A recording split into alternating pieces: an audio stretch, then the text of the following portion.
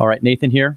I don't know where to start. I'm just going to be honest. Last week was a very bad week. I picked the Patriots. They did not cover. It was a struggle. They barely won at the end. And I was a little bit worried picking the Vikings.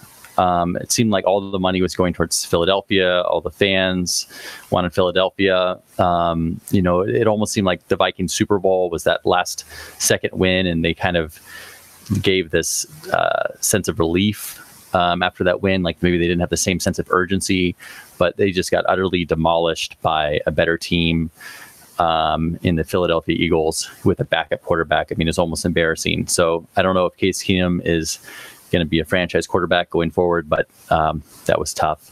And then I picked the over. It was close. It didn't go over in the Patriots game. And then I reluctantly picked the over in the Eagles game, and that barely covered, only because the Eagles just kept scoring and the Vikings did nothing. But it was kind of an ugly week. Clearly, this playoffs, the underdogs have all the value, and that's where it's been.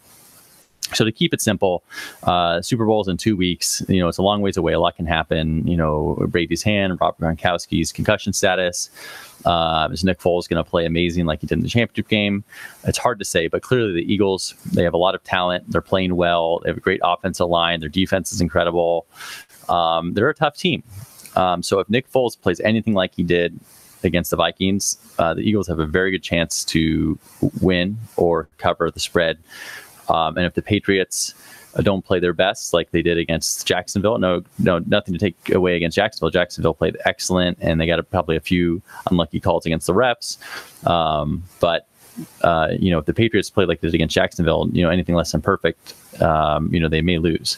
So with that said, at least recently in the Super Bowls, most of the value tends to be on the underdog. I think last year the Patriots ended up covering by setting the game to overtime and winning on a touchdown, barely.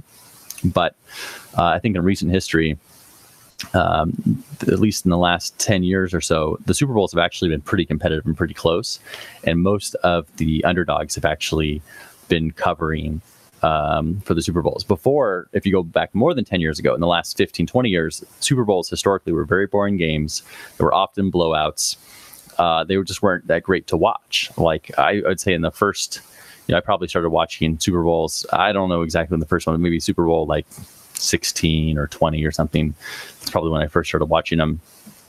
And a lot of them just weren't that good. A lot of them were really boring. Some of the really good ones, unexpected when the Broncos came back and beat the Packers. That was pretty unexpected because they were big underdogs. After that, I'm trying to think of another like really close Super Bowl that really surprised people. But, one that comes to mind that was not exciting was the Giants and the Ravens. I mean, that was just a horrible Super Bowl, incredibly boring. Might have been the most boring in my lifetime. There's so many bad Super Bowls. The Seahawks beat the Broncos, blew them out. It wasn't too long ago, but some excellent Super Bowls. The Arizona Cardinals versus the Pittsburgh Steelers. That was excellent. Of course, most of the Patriots Super Bowls have actually been pretty exciting. The Patriots haven't really blown out most of their opponents in the Super Bowl. They lost to the Giants twice. So in any case, long story short, I believe the value is, at least based on how well Philadelphia played, is on the underdog at the 5.5, 6 points. I would definitely take the points if I were placing a bet right now.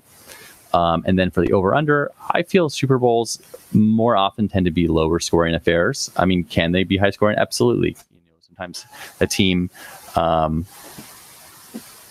1 second. Hold on. Did she bruise my arm?